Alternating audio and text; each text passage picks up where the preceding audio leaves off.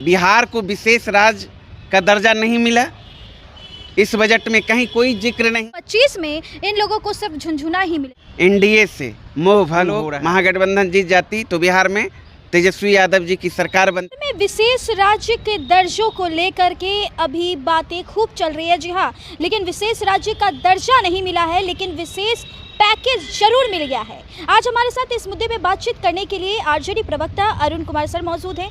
तो सर, जिस तरह से विशेष राज्य का दर्जा नहीं मिला लेकिन विशेष पैकेज जरूर मिल गया है, लेकिन आप लोगों का कहना है कि विशेष राज्य का दर्जा नहीं मिला है, क्या कहेंगे? देखिए, समझना होगा, ये विशेष पैकेज भी नहीं है। सबसे पहले तो आपको पता होना चाहिए, और बिहार की जनता आशा भरी निगाह से देख रहे थे कि इस बार और इस बजट में बिहार को विशेष राज्य का दर्जा मिलना तय है, क्योंकि नीतीश कुमार जी की अहम भूमिका है। केंद्र में जो सरकार है नीतीश कुमार जी के सहारे है, और बिहार की जनता का बहुप्रतीक्षित मांग बिहार को विशेष राज्य का दर्जा था। तो नीतीश जी भी लगातार पिछले 10 सालों से कहते आ रहे थे जनता के बीच कि बिहार को विशेष राज्य का दर्जा दिए बगैर बिहार का विकास नहीं हो सकता है। तो आपने देखा, बिहार को विशेष राज्य का दर्जा नहीं मिला, इस बजट में कहीं कोई जिक्र नहीं। और जिस विशेष पैकेज को ये लोग कह रहे हैं कि विशेष पैकेज मिला है, वो पैकेज नहीं है। वो तो जो योजना मद में राशि है, उस राशि का आवंटन किया गया है। अच्छा, वो भी पहले से स्वीकृत योजनाओं का ही रिपैकिंग किया गया है। अच्छा, तो जिस वक्त आप लोग के साथ सरकार थी तो उस टाइम विशेष राज्य का दर्जा और जिस तरह से आप लोग विशेष पैकेज की मांग कर रहे हैं, उस वक्त भी आप लोग ले सकते थे? नहीं, लगातार हमारा ही डिमांड है। राष्ट्रीय जनता दल का पुराना यह डिमांड है। 2000 में बिहार में राष्ट्रीय जनता दल की सरकार थी, और उस समय आदरणीय राबड़ी देवी जी मुख्यमंत्री थी।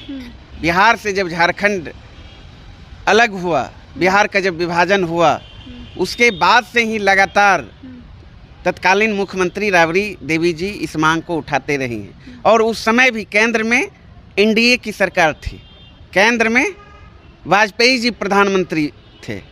तो लगातार सर्वसम्मति से विधानमंडल से भी 2002 में दो बार केंद्र को भेजा गया है कि भाई बिहार को विशेष राज्य का दर्जा दीजिए। बिहार विभाजन के बाद बिहार का खस्ता हाल हो गया है। आय के स्रोत जो भी थे वो सारे स्रोत झारखंड चला गया।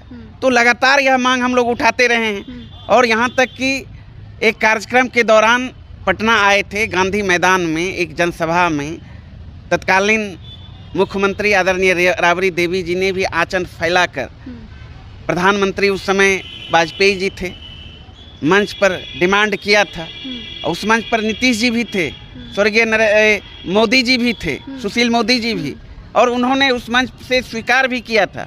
लेकिन दिल्ली जाते जाते नीतीश कुमार जी उस समय केंद्र में मंत्री थे, और उन्होंने डाइवर्ट करने का काम किया, और जो मांग था ठंडे बस्ते में डाल दिया गया। चूँकि राज्य में हमारी सरकार थी, ये लोग नहीं चाहते थे कि अगर विशेष राज्य का दर्जा मिल गया होता या मिल जाता तो हम लोगों को क्रेडिट मिलता।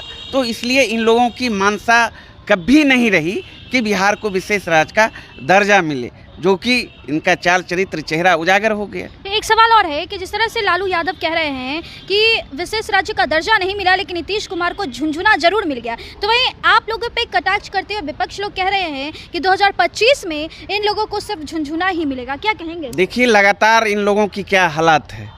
इसी कारण जनता धीरे धीरे, जनता का, देश की जनता का, प्रदेश की जनता का एनडीए से मोह भंग हो रहा है। 2020 के बिहार विधानसभा चुनाव में देखा, 4 नंबर की पार्टी हो गई जदयू। क्या हाल, 2, 4, 5 एमएलए और जीत जाते, हम लोग महागठबंधन जीत जाती तो बिहार में तेजस्वी यादव जी की सरकार बनती, चीफ मिनिस्टर होते।